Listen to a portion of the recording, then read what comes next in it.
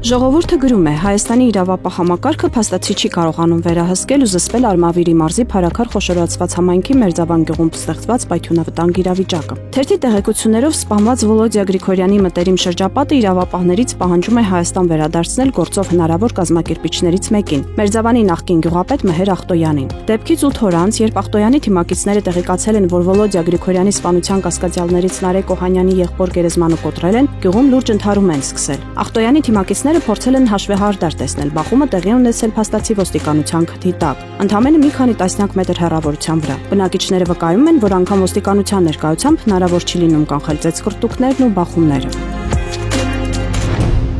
Իրավունքը գրում է, Էջմիածնում նախընտրական գրքերը շարունակում են եռալ, բայց ոչ թե իշխանության, այլ ընդդիմադիր թևի ներսում։ Բանն այն է, որ վերջիններս հասկացել են, որ քաղաքում նախկին ներկա հեղինակություն ունեցող անձինք ոչ բացահայտ, բայց իրենց շրջապատին զգուշացրել են, աշխատում են Գարգիշտիի համար։ Ըստ նույն լուրերի դա ոչ թե Արգիշտիի, այսպես ասած, շնորհքն է, այլ նրա Արցախյան առաջին պատերազմում նահատակված հոր։ Ասում են, որ նա մի այլ կարգի համեստ սիրված մարդ էր։ Նույն աղբյուրի փոխանցմամբ որդին եւս հորից չէր տարբերվում նիստուկացով մինչև 2018 թվականը։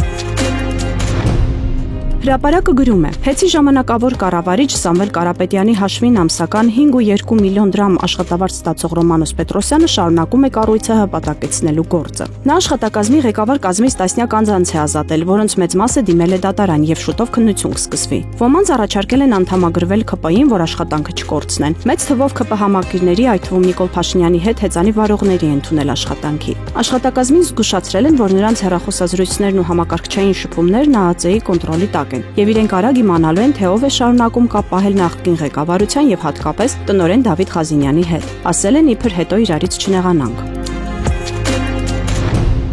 Իրավունքի իշխանական աղբյուրների համաձայն հոկտեմբերին մեկնարկելու է վեհափառ Հայրապետի դեմ կեղտոտ արշավի սկիզբը։ Իսկ մինչ այդ օպերացիան բարով խերովանելու համար խայտառակ կերպով կարգալույծ եղած Նշան Հովհաննիսյանին բերել ու տեղավորել են կառավարությունում, որպեսզի եկեղեցու դեմ արշավի հրամանատար կարգված աշխատակազմի ղեկավար Արայիկ Հարությունյանին օգնի գտնել 10 արծաթով եկեղեցին ուրացող հոգևորականների։ Թերթի աղբյուրը տեղեկացրել է, որ վերջինս արդեն հասցրել է երիտասարդ հոգևորականների վերբով կանել։